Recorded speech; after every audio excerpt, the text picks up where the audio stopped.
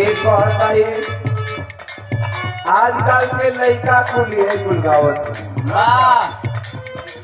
जितना ले हमन से निचली श्रेणी कहूँगा ऐसने कुल गीत गावत हुआ कि है कुल नीक लगत और का बात हो गए बेटा मृग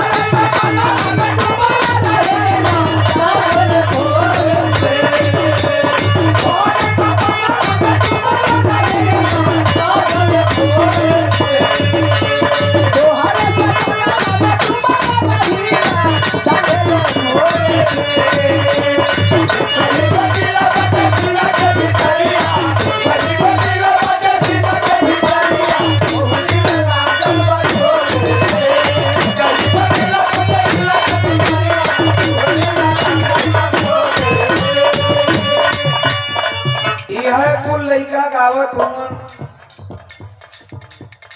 जैसने कवि हो गए वैसने कुल गवैया हो गए वैसने सुनवैया हो गए ना ढूंढिया जो बनावा मेहरारून के ढूंढी के एकदम वजन हो पवनो होंगे बाँचल नहीं खे गवैया के लिखला से गवैयन के गवला से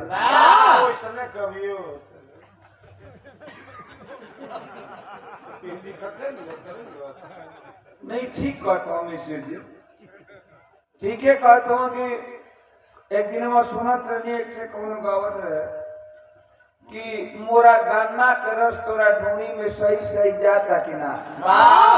सीटी न रहे भैया से हम बोलत है कि सीटी आवत तनी कमे रखा ना का दिक्कत हो ता कल में फेरे के उखिए नहीं खे मिलत लेकर ढूंढिए हौदी हो गई सोचा लो छठ में वो एगो कोनो गवैया गवलस की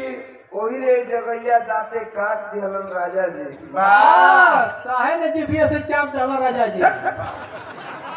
फुहर कहीं ये तू करे लगा रे तू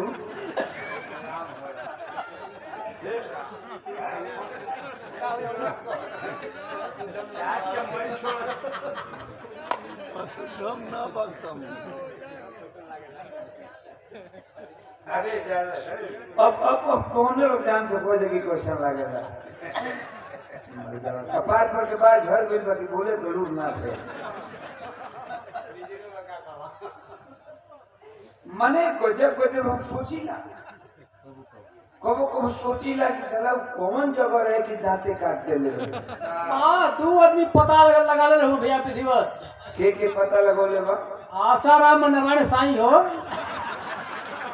उन्हीं के साड़ू भाई तू हो लगा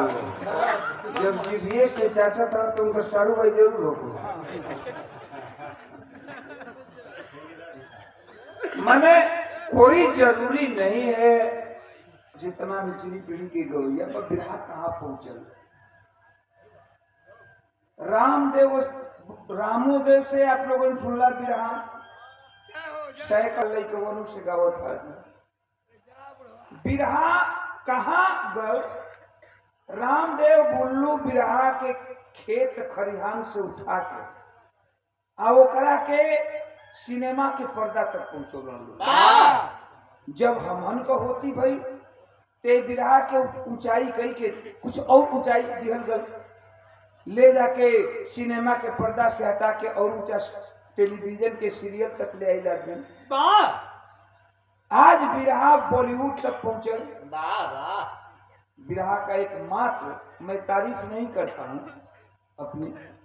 लेकिन एगो मात्र ओम प्रकाश यादव गोविया बना के बिरहा गाते हुए बॉलीवुड में जाके हिंदी फिल्म में बिरहा गो। वाह। जो आप लोगों ने सुनत हो फिल्म के नाम भीड़ बा। आई गाना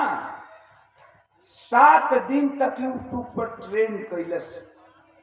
7 दिन तक ट्रेंड कैलस। इतना लड़का लड़की रील बनोल सने गाना का। अब मात्र एगो गाना पर पूरा फिल्म चलत हो। वो फिल्म में कई गाने हो। डॉक्टर गीतकार डॉक्टर सागर जेएनयू का छात्र है, लेकिन आज बंबई में हिंदी फिल्म में बॉलीवुड में तहलका मचाया है वो लड़का। म्यूजिक डायरेक्टर अनुराग साकिया और इसका डायरेक्टर बहुत बड़ा इंडस्ट्रीज का फिल्म बॉलीवुड का अनुभव सिन्हा। भीड़ का नाम फिल्म जो उनकी कोरोना पर फिल्म बनल बा, हॉल में देखत हुआ लोग, चाहे यूट्यूब पर भी देखत हुआ। ओकरा में बोले रहने का बोले रहने का ओकरा में